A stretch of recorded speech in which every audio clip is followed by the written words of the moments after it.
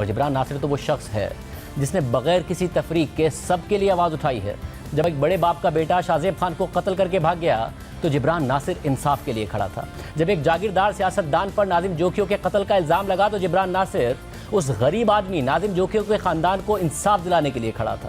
جب ہزارہ برادری کے افراد کو قتل کیا گیا تو جبران ناصر ان کے لیے آواز اٹھا رہا تھا۔ جب اقلیتوں کو ٹارگٹ کیا گیا تو دھمکیاں ملنے کے باوجود جبران ناصر ان اقلیتوں کے لیے کھڑا تھا۔ جب ایک طاقتور پولیس افسر نے نقیب اللہ محسود کا انکاؤنٹر کر کے قتل کر دیا تو جبران ناصر نقیب اللہ محسود کو انصاف دلانے کے لیے لڑ رہا تھا۔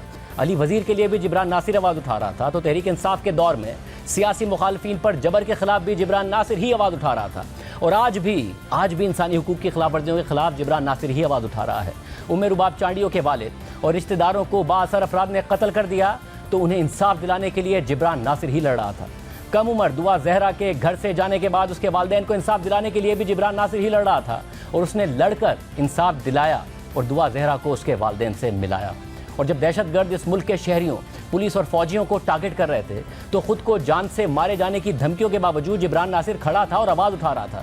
کبھی باہر نکلنا بند کرنا پڑا تو کبھی گھر بدلنا پڑا، مگر جبران ناصر یہ سب برداشت کر کے بھی خاموش نہیں ہوا، بلکہ آواز اٹھاتا رہا۔